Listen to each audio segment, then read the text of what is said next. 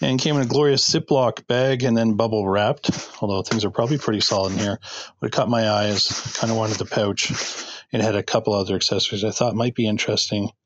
And using this as an example of some base components I would use in a kit.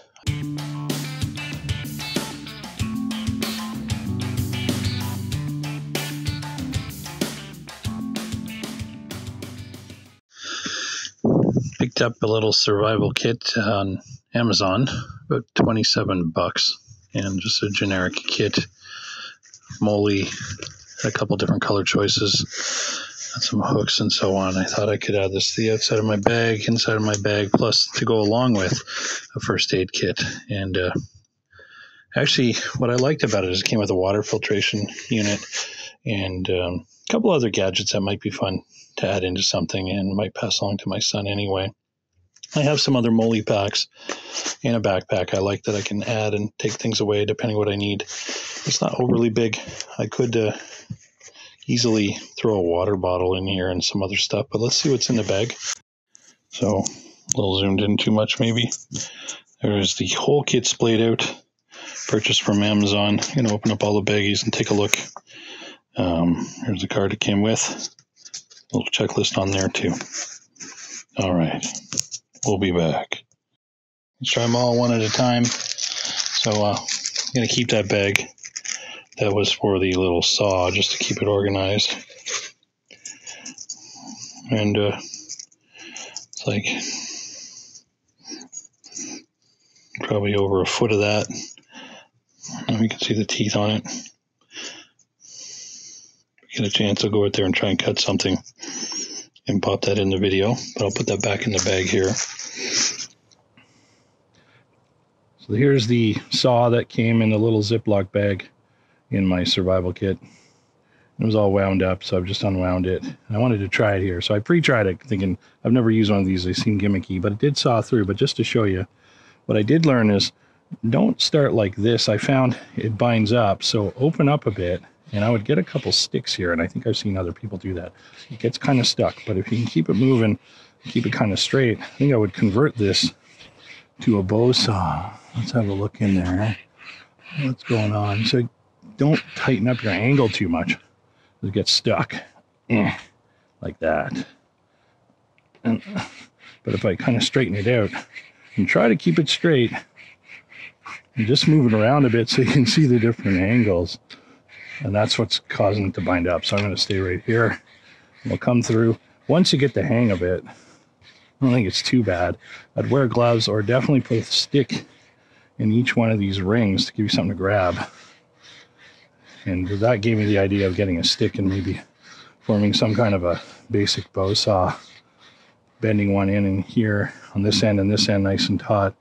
And then maybe a little bit of bank line or mason line to just kind of hold it in place. Otherwise, these bite into your hands a little. But it's coming. And I'm in a weird spot as well, and I'm going to stop dancing around and just... Here's the sawing. Oop. There we go. So, then look underneath here. An all right job. So, would you do this all day long? Well, I don't think you'd be thrilled to be, but you could.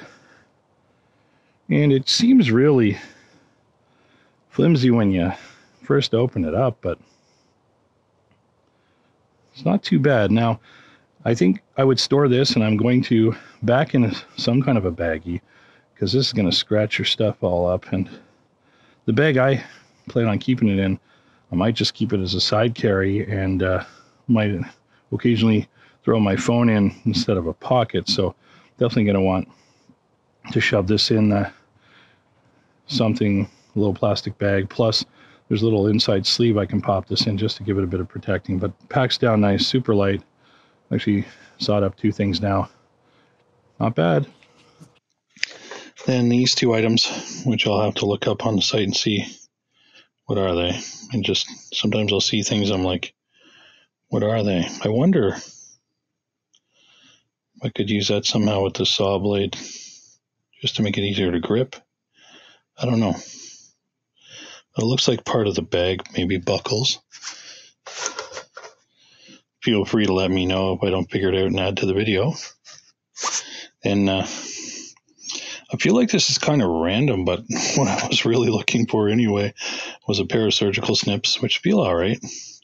But I wanted this blunt and a little longer so it could slide in and add to my first aid kit, because I just have these little scissors. So just that alone and the moly bag kind of make it worth it for me at $27, plus all the other stuff like the saw. I don't know what that's worth. Now, I like what they did with their multi-tool, although I'm not sure how effective these are. Great fire striker. It's got some cord wound on here. In the picture, it wasn't clear to me what that was.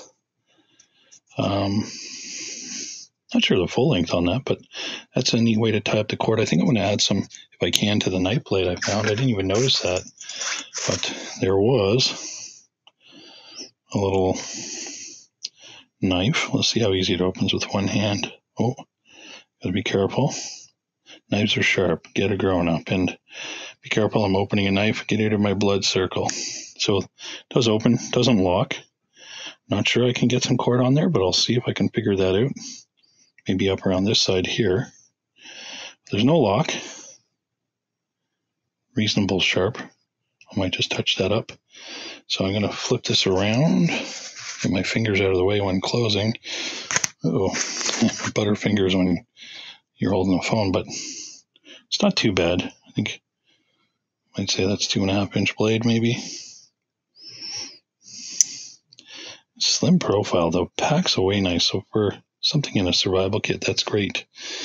I would probably have something on me anyway. A couple multi-tool, another folder with my keys, and a fixed blade probably. But that's okay. Put that down. Now this eagle's beak just looks like a way I can hook something that dangles off of me on my belt. So I guess I could snap that on the moly bag and wear that on my belt. But I'd more likely do that and throw the knife on there or something. I don't know. Not even that knife. Whistle, aluminum, solid, small. I'm not opening this. Never get them back in again. I have an emergency aid night tomorrow night with my scout troop, and they're all going to get one of these. And I'm pretty sure I've seen this with beavers and cubs. They're all going to pull them out, and it's going to be a crinkly gym where nobody gets anything back in the bag. It's going to be awesome. I am going to tell them, hey, you shouldn't do that, but I know what they're going to do. Then the poncho, orange colored, decent size. Like I said, I'm going to throw in some different drum bags. So I kept a plastic to kind of organize. And then there's some instructions. The water filtration kit. But what do you get? Get a backwash syringe. You could use that for irrigating in your first aid kit. Little tubing. I'm seeing this used as a way to dip into the water source and suck out. But if it fits the other way, I think I would gravity feed the water and probably have a bigger bag and have this strip down into something. But whatever. There it is. And it's got a nice lanyard on the strap. This thing feels pretty solid. Water filtration unit. And then the squish bag with a beaner.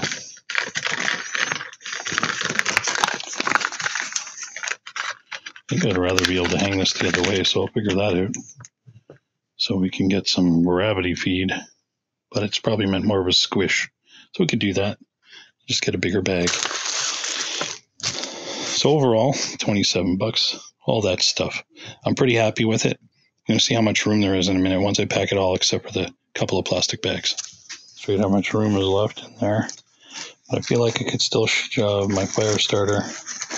Still a couple of those ration bars, compass, whistle, flashlight. Oh, we got the whistle, so flashlight, compass. Maybe a little more cordage. That'll still fit in there. Oh, and maybe another, 55-gallon drum liner. And who knows what else, but there's still some room in there. The water filter takes up a good amount of the room, but certain areas you can squish it right down. There's still lots of room. So far, I'm happy with that for $27.